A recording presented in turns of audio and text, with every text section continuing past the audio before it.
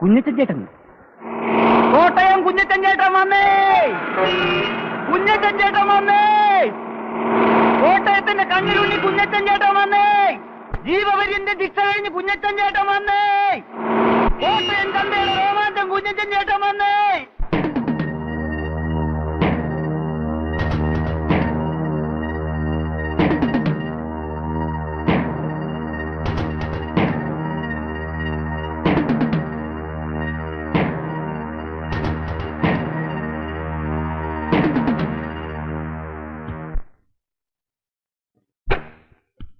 മുതലാളി, ആ കോട്ടയം കുഞ്ഞച്ചൻ വന്നിട്ടുണ്ട്. കോട്ടയം കുഞ്ഞച്ചൻ? അതെ. അവന്റെ ശിക്ഷ കഴിഞ്ഞോ? കഴിഞ്ഞ് കാണുമല്ലോ. പരോളൊന്നുമല്ലോ ആണോ? പിള്ളേരൊക്കെ ഇതിലെ വിളിച്ചു പറഞ്ഞോണ്ട് പോകുന്ന കേട്ടു. ശിക്ഷ കഴിഞ്ഞെന്നാ കേട്ടത്. അതിപ്പോ ജീവപര്യന്തം എന്ന് പറഞ്ഞാൽ പഴയതുപോലെ ഉണ്ടോ മുതലാളി? അവധി ദിവസങ്ങളും ഓരോരോ സർക്കാർ വരുമ്പോൾ കാണിക്കുന്ന വിട്ടുവീഴ്ചകളും എല്ലാം ചേർത്ത് ആകെ 5-8 കൊല്ലം കൊണ്ട് കച്ചവടം അങ്ങ് തീരും. ഏതായാലും നമ്മളെ പിള്ളേരുടെ ഒന്ന് പറഞ്ഞു വെച്ചേക്ക്. അവൻ നേരെ ഇങ്ങോട്ടായിരിക്കും വരുന്നത്. ഇങ്ങോട്ട് വന്നാലുടൻ ഗോഡൌണിലേക്ക് വരുത്താനുള്ള ഏർപ്പാട് ഞാൻ മാനേജരെ കൊണ്ട് ചെയ്യിച്ചേക്കാം. അത് വേണം മുതലാളി. അന്നന്ന് ചെയ്യേണ്ട കാര്യങ്ങൾ അന്നന്ന് ചെയ്യണമെന്ന് ഞാൻ നിന്നോട് പല പ്രാവശ്യം പറഞ്ഞിട്ടില്ലേ കേശവൻകുട്ടി? ഇതൊന്നും നാളത്തേക്ക് വെക്കാവുന്ന കാര്യങ്ങളല്ല. നാളെ പിന്നെ അവൻ അതും പറഞ്ഞ് ഇവിടെ കയറി ഇറങ്ങി നടക്കും. ഇന്നേ ഇല്ലാന്ന് പറഞ്ഞു വിട്ടാ അങ്ങോട്ടും ഇങ്ങോട്ടും ഇച്ചിരി മേലു പോകും.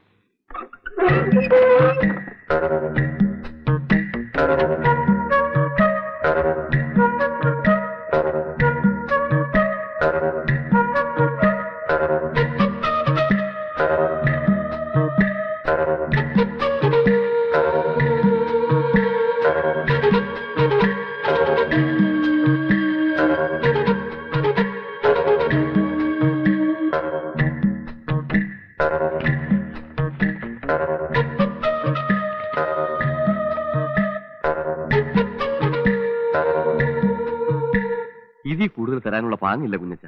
മുതലാളി, നീ വിചാരിക്കുന്ന പോലെയല്ല. ചന്ത കെട്ടുപോയി കുഞ്ഞച്ച. കച്ചവടം മുഴുവൻ കൊച്ചിക്ക് തള്ളിപ്പോയില്ലേ? ആലപ്പുഴയിൽ പോകുന്ന കാര്യമാണെങ്കിൽ നാഷണൽ ഹൈവേ ഒക്കെ ഡെവലപ്പ് ചെയ്തതിനു ശേഷം അവര് നേരിട്ട് കൊച്ചിയും തിരുവനന്തപുരമായിട്ടുള്ള ഇടപാടാ. ഇവിടെ ഇരിക്കുന്ന അരിച്ചാക്ക് കണ്ടൊന്നും നീ വിചാരിക്കണ്ട. മാർജിനൊക്കെ വളരെ കുറവാ.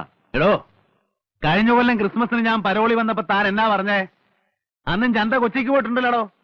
അന്ന് നാഷണൽ ഹൈവേ ഉണ്ടല്ലോ. അന്ന് ഞാൻ എന്നാ പറഞ്ഞേ? നിന്നെ ഇറങ്ങി ഇങ്ങോട്ട് കെട്ടിയടറ, നിനക്ക് വർക്ക്ഷോപ്പല്ല വണ്ടി കമ്പനി തുടങ്ങാനുള്ള കാഴ്ചരാവുന്നു. തനിക്ക് വേണ്ടിയല്ലോ ഞാൻ അവനെ കുത്തി മലിച്ചത്. പൊന്നെ, കൊല്ലാനൊന്നും പറഞ്ഞില്ലല്ലോ. ഒരെണ്ണം കൊടുക്കാനല്ലേ പറഞ്ഞുള്ളൂ. അത് ശരി. അടിപിടിയാവുമ്പോ അടി ചിലപ്പോ കുത്തിലെത്തിയെന്ന് വരും. കുത്തുകൊണ്ടവൻ ചിലപ്പോ ചത്തെന്നും വരും. നിന്റെ കേസിന് ഞാൻ രൂപ 1-2 കൊല്ലല്ലോ ചെലവാക്കിയത്. അതൊന്നും കുഞ്ഞച്ച മറന്നിട്ടില്ലല്ലോ. ഓ, ഇയാളങ്ങ് ഒലത്തി ചെലവാക്കി എന്നെ അങ്ങ് രക്ഷപ്പെടുത്തി. കൊല്ലാന്റെ സ്ഥാനത്ത് കിടന്നിട്ടാണോ ഞാൻ വരുന്നേ? കുഞ്ഞച്ചൻ എന്ത് പറഞ്ഞാലും ശരി, വേണമെങ്കിൽ എടുത്തോണ്ട് പോ. എനിക്ക് ജോലി തിരക്കുണ്ട്. കുഞ്ഞച്ചൻ ചേട്ടോ, ചന്ത ദിവസം ഏട്ടാ, നല്ല കച്ചവടമുണ്ട്. കിഴക്കുന്നുള്ള ചില കച്ചവടക്കാർ പുറത്ത് കാത്തു നിൽക്കുന്നു. അലമ്പില്ലാതെ പോ. നീയൊക്കെ ഏതാടാ? ചേട്ടൻ ഞങ്ങളെ അറിയില്ല. ചേട്ടൻ പോകുന്ന സമയത്ത് ഞങ്ങൾ പിള്ളേരാ. പോയേക്ക, അതാ നല്ലത്. അന്വേഷിച്ചാ മറ്റെന്തെങ്കിലും പണി കിട്ടും.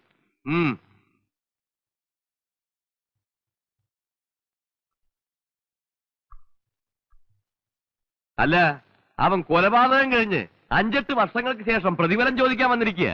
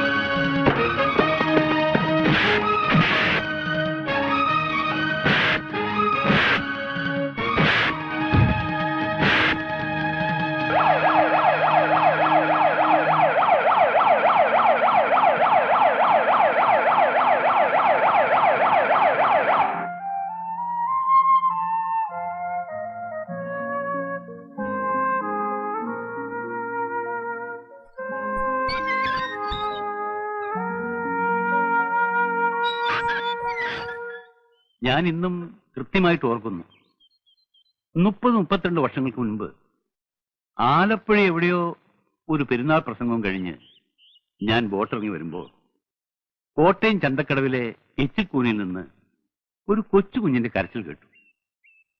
അതിനെ ഞാൻ അനാഥ മന്ദിരത്തിലാക്കി. ഞാൻ എന്റെ മകനെപ്പോലെ വളർത്തി. അവനെ പഠിപ്പിച്ച് ഒരു നിലയിലാക്കണമെന്ന് വെച്ച് ഞാൻ പഠിപ്പിക്കാൻ ശ്രമിച്ചു. പക്ഷേ അവൻ പഠിച്ചില്ല. എങ്കിലൊരു തൊഴിൽ ചെയ്ത് ജീവിക്കട്ടെ എന്ന് വെച്ച് അവനെ ഒരു വർക്ക്ഷോപ്പിൽ അയച്ചു. പഠിച്ചു.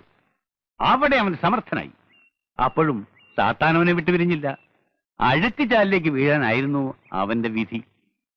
10-12 വയസ്സായപ്പോഴേ എന്റെ കയ്യിൽ നിന്ന് പോയി. പിന്നെ വല്ലപ്പോഴൊക്കെ അവനെ കാണാറുണ്ട്. എന്നെ കാണുമ്പോ അവൻ ഒഴിഞ്ഞു മാറും. പിന്നീട് ഞാൻ കേൾക്കുന്നത് കോട്ടയം ചന്തയിലെ 1-ാം നമ്പർ റൗഡിയാണ് എന്റെ മോനെന്ന. നാട്ടുകാർ അവനൊരു പേരും കൊടുത്തു, കോട്ടയം കുഞ്ഞച്ചൻ. അച്ഛൻ എന്നോട് ക്ഷമിക്കണം. എന്റെ അപ്പനും അമ്മയും എല്ലാം കൂടെ ആയിട്ട് ഈ ഭൂലോകത്തുള്ള ഒരാൾ അച്ഛനാ. അച്ഛോ വെട്ടാനും കുത്താനും ഒന്നും അല്ല ഞാൻ ജയിലിൽ നിന്ന് വന്നത്. ഒരു വർക്ക്ഷോപ്പ് തുടങ്ങി സ്വന്തം കാലിൽ നിൽക്കണമെന്ന് ഓർത്ത് തന്നെയാ വന്നത്. ആദ്യം കിട്ടുന്ന കാശ് കൊണ്ട് അച്ഛനൊരു ലോഹ വാങ്ങിച്ചു തരണമെന്നോടെ ഞാൻ വിചാരിച്ചതാ. പക്ഷെ അവസാനം ആ പട്ടിയെ ചതിച്ചോ. അവൻ ആരാണ്? നിന്റെ അപ്പനോ അപ്പൂപ്പനോ? ആരാണ് അവൻ? എന്തിന്റെ പ്രതിഫലമാണ് നീ അവനോട് ഞാൻ ചോദിച്ചത്? നാണോ ഇല്ലടാ അവൻ ചോദിച്ചാൽ എനിക്ക്?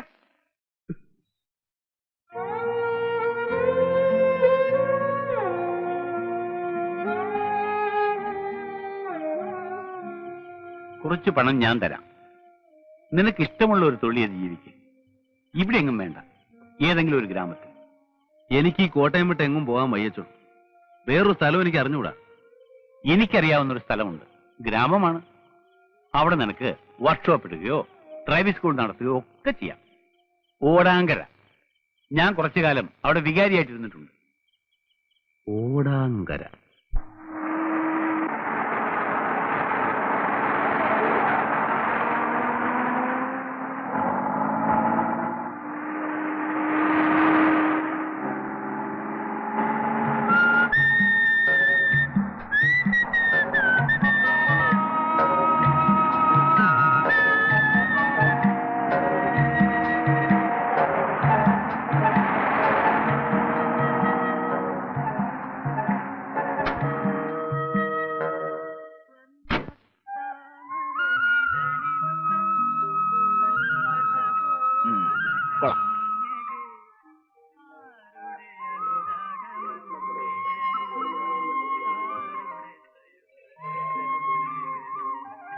Hello, good morning.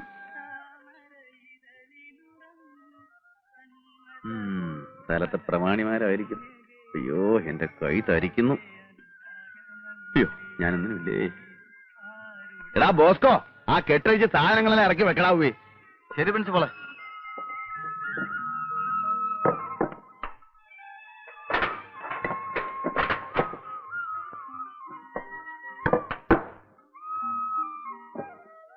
ആ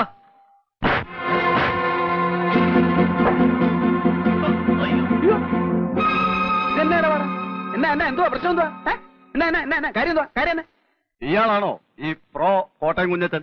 അയ്യോ, പ്രോ എന്ന് പറഞ്ഞ പ്രൊഫസർ അല്ല, പ്രൊപ്രൈറ്റർ, ഉടമസ്ഥൻ എന്ന് പറയും. ഇംഗ്ലീഷ് തീരെ പിടിയില്ലല്ലേ. എന്താ പേര്? ഇരട്ടക്കണ്ണൻ കുട്ടപ്പൻ. ഇരട്ടക്കണ്ണൻ. 1, 2. ശരിയാണല്ലോ, 2 കണ്ണുണ്ട്. ഇരട്ടക്കണ്ണൻ തന്നെ. അല്ല, എന്താ നിങ്ങളുടെ പ്രശ്നം? ഞങ്ങൾ ഇവിടുത്തെ ലോഡിംഗ് അൺലോഡിംഗ് വർക്കേഴ്സ് ആണ്. അയ്യോടാ, ലോഡിംഗ് അൺലോഡിംഗിനാണോ വിറ്റാത്തിയും കടാരിയൊക്കെ ആയിട്ട് ഇറങ്ങിയിരിക്കുന്നത്? അത് ഞങ്ങളുടെ സൗകര്യം. ഓ, ആയിക്കോ. അപ്പൊ എന്താ നിങ്ങളുടെ പ്രശ്നം? ഇവിടെ ചരക്കിറക്കാൻ ഒക്കുകയില്ല. ചരക്കിറക്കാൻ ഒക്കുകയെന്ന് പറഞ്ഞാൽ? ഒക്കുകയില്ല എന്ന് പറഞ്ഞാൽ നിങ്ങൾ പുറത്തുനിന്ന് കൊണ്ടുപോയവരെ കൊണ്ട് ഇറക്കാൻ ഒക്കുകയില്ല. ഞങ്ങൾ ഇറക്കും. അല്ലാതെ ഞാൻ അവർക്ക് കേറ്റിറക്ക് കൂലി കൊടുത്തിട്ടാ വന്നിരിക്കുന്നേ. എന്റെ ഒരുപാട് പൈസ ഒന്നുമില്ല. എങ്കിലും ഇറക്കാൻ ഒക്കുകയില്ല. എന്ന് പറഞ്ഞാൽ ചിക്കിലില്ലാത്തനെ ഭയങ്കര ടൈറ്റാ. ഒരു സ്ഥാപനം തുടങ്ങാൻ പോകല്ലേ. ശരി, ഇറക്കിക്കോ. എന്ത് വേണം? 4500 രൂപയാവും. അയ്യോ, 4500 രൂപയോ? പൂജ്യമൊന്നും കൂടി പോയിട്ടില്ലല്ലോ. 450 അല്ലല്ലോ? അല്ല, 4500 ഒരു പൈസ കുറഞ്ഞാൽ ഇതിവിടെ ഞങ്ങൾ ഇറക്കില്ല, വേറെ ആരും ഇട്ട് ഇറക്കാനും പോകുന്നില്ല. ന്യായമായിട്ടുള്ള കൂലി പറ. ഇത്രയും സാധനങ്ങൾ ഇവിടെ ഇറക്കാനുണ്ട്. ഒരു അരമണിക്കൂർ നേരത്തെ പണിയേ ഉള്ളൂ. എന്റെ കയ്യിൽ ആകെ 1000 രൂപയേ ഉള്ളൂ. എനിക്ക് വേറെ ഒരുപാട് ആവശ്യങ്ങളുണ്ട്. ഇതിൽ നിന്ന് ഒരു 500 രൂപ ഞാൻ നിങ്ങൾക്ക് തരും. ഞാൻ കൂടെ സഹായിക്കാം. നമുക്ക് എല്ലാവർക്കും കൂടി ഒരു അരമണിക്കൂർ കാര്യം തീർക്കാതെ വാന്നേ. പടപേടിച്ച് പന്തളത്തി എന്നപ്പോ പന്തവും കുത്തിപ്പട പന്തളത്തോട്ടെന്ന് പറഞ്ഞ പോലെ ആയല്ലോ. ഏതായാലും പോലീസ് സ്റ്റേഷനിൽ ചെന്ന് ഒപ്പിടാൻ പോണതല്ലേ, അപ്പൊ പിന്നെ അതതിന്റെ ഒരു ശീലം ആയിക്കോട്ടെ. എന്റെ കർത്താവെ, എന്നെ നീ നല്ലവനാക്കാൻ സമ്മതിക്കുകയല്ലേ. നിന്റെ തിരുമിഷ്ട അതാണെങ്കിൽ അതങ്ങ് നിറവേറട്ടെ.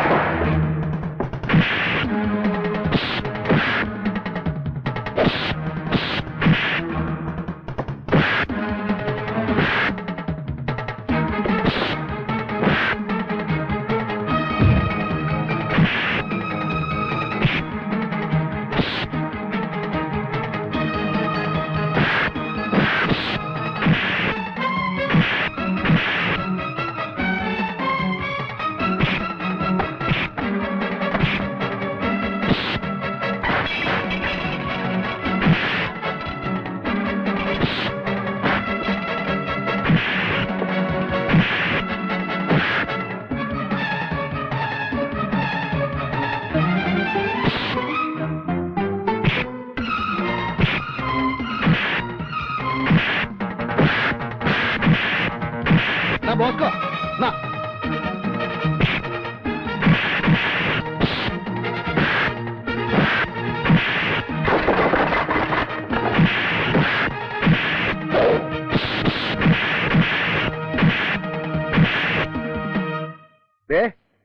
ഇരട്ടക്കണം ചേട്ടോ. വാക്ക് പറഞ്ഞ വാക്ക്. എവിടെ പറഞ്ഞ കാശുണ്ട്. കോട്ടയം കുഞ്ഞിന്റെ തന്ത ഒന്നേ ഉള്ളൂ. പിന്നെ പറഞ്ഞതിൽ കൂടുതലായിട്ട് വേറെ ചില കാര്യങ്ങളൊക്കെ ഉണ്ടായല്ലോ. അതിന് എണ്ണയും കുഴമ്പൊക്കെ വാങ്ങിക്കേണ്ട ആവശ്യം വരും. അതിന് 100 രൂപ, മൊത്തം 600 രൂപയാണ്. പിടി, പിടി, 100 രൂപ എക്സ്ട്രാ ഉണ്ട്. പിടിക്കുന്നേ. ഇനി റൗഡി ചേട്ടന്മാരെല്ലാം കൂടെ ഉത്സാഹിച്ച് എന്റെ സാധനങ്ങളൊക്കെ ഒന്ന് ഇറക്കി വെച്ചാട്ടെ. എടാ വാടാ, കുഞ്ഞച്ചൻ ചേട്ടന്റെ സാധനങ്ങളൊക്കെ നമുക്ക് തന്നെ ഇറക്കി വെക്കാം. അപ്പൊ കൊള്ളേണ്ടത് കൊണ്ടപ്പ സംഗതി ക്ലിയറായി. പേരെന്തുവാ? കുഞ്ഞച്ചൻ, കോട്ടയം കുഞ്ഞച്ചൻ. കാലയ്ക്ക്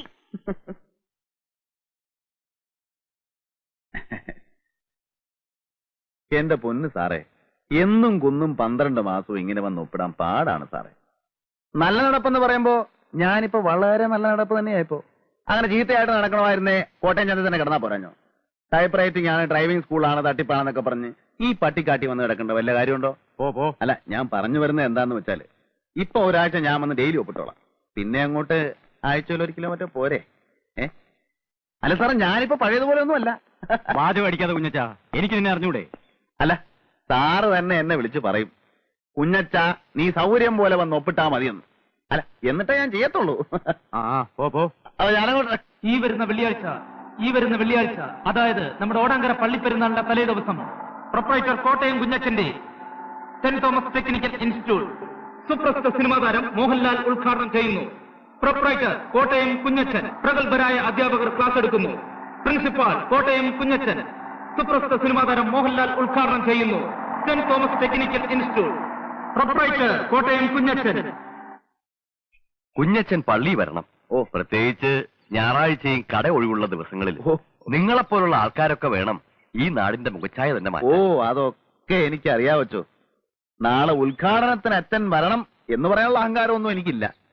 എന്നാലും എനിക്കിവിടെ അങ്ങനെ വലിയ പരിചയമൊന്നുമില്ലച്ചോ. എന്നാലും ചില പ്രമാണിമാരൊക്കെ അറിയാം, നമ്മുടെ കാഞ്ഞിരപ്പള്ളി പാപ്പൻ ചേട്ടനൊക്കെ അറിയാം. ഉദ്ഘാടനം ഒന്ന് കഴിഞ്ഞോട്ടച്ചോ, ഞാൻ അങ്ങോട്ട് എല്ലാരും കയറി പരിചയപ്പെട്ടോളാം. അച്ഛൻ വരണം. സിനിമാക്കാരൊക്കെ വരുന്ന ഒരു ഫംഗ്ഷന് ഞാൻ വരികയെന്ന് വെച്ചാൽ ഇല്ല. എന്റെ അനുഗ്രഹം കുഞ്ഞച്ചൻ എപ്പോഴും ഉണ്ടാവും. അയ്യോ, അത് മതി. ഈശോ മിശിഹായ്ക്ക് സ്തുതിയായിരിക്കട്ടെ. എപ്പോഴും സ്തുതി. അപ്പൊ ഞാനങ്ങോട്ട് പോയിട്ടു.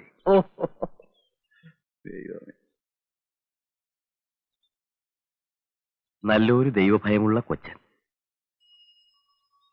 ഉദ്ഘാടനത്തിന് മോഹൻലാലാണ് വരുന്നത്. എല്ലാവരും നേരത്തെ എത്തിക്കണം കേട്ടോ. ചെല്ലു. ചേട്ടത്തി അനിയത്തി ആയിരിക്കും. അതെ, അതെങ്ങനെ മനസ്സിലായി? അത് പിന്നെ കണ്ടറിഞ്ഞൂടെ. കോട്ടയം കുഞ്ഞച്ചൻ ഞാൻ തന്നെ. ആദ്യ കുർബാന കൈക്കൊള്ളപ്പാട് അടുത്തുണ്ടല്ലേ. കുറെ പിള്ളേര് പോകുന്ന കണ്ടു. വേദപാഠം പഠിപ്പിക്കാൻ പോവായിരിക്കും. പേരെന്തുവാ? ഞാൻ സൂസി.